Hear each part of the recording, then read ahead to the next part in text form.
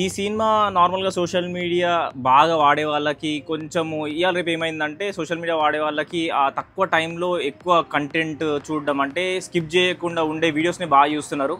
So అట్లాంటి వాళ్ళకి ఇది కొంచెం ల్యాగ్ అనిపించే ఛాన్స్ ఉంటుంది.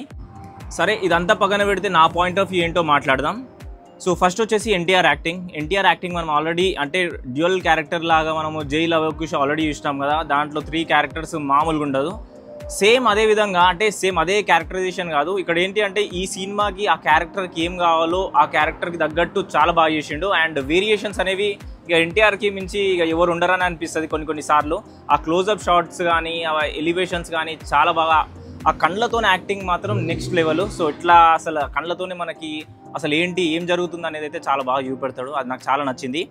అండ్ ఎన్టీఆర్కి ఎలివేషన్స్ మాత్రం నెక్స్ట్ లెవెల్ పడ్డది. ఆ షార్క్ ఫైట్ కానీ అండ్ కొన్ని ఎలివేషన్స్ ఉంటాయి. సో థియేటర్ ఎక్స్పీరియన్స్ అయితేనే బాగుంటుందని నేను అనుకుంటున్నా.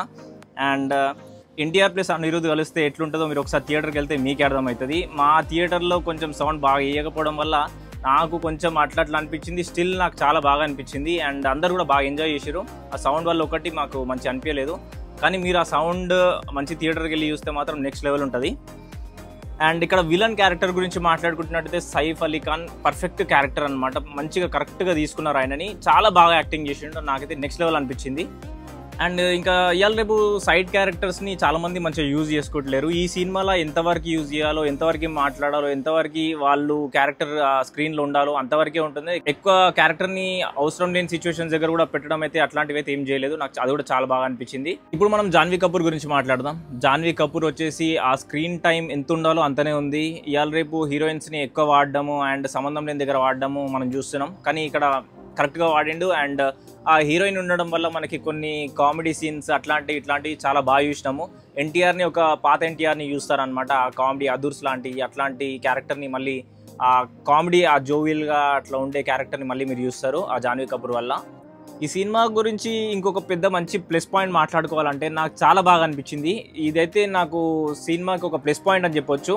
ఏంటంటే స్క్రీన్ ప్లే చాలా బాగుంది. స్క్రీన్ ప్లే నాకు చాలా బాగా నచ్చింది. ఎందుకంటే ఇవాళ రేపు మనము సినిమా అన్ని మనం ఎక్స్పెక్టేషన్స్ అంటే మనం ఎక్స్పెక్ట్ చేస్తుంటాం నెక్స్ట్ ఏం జరుగుతుంది ఏంది అనేది మనం ముందే గెస్ చేస్తాం అనమాట.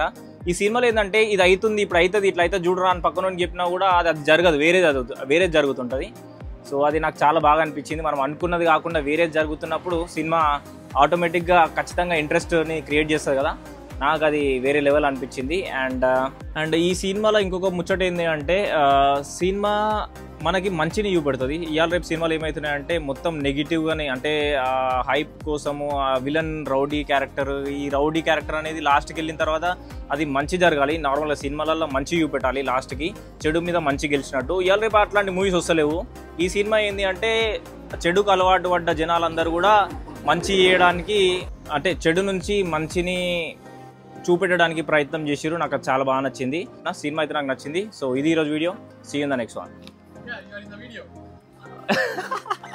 He's a legend. Oh my God. He's a legend. He's famous. Oh. Famous celebrity. Thank you.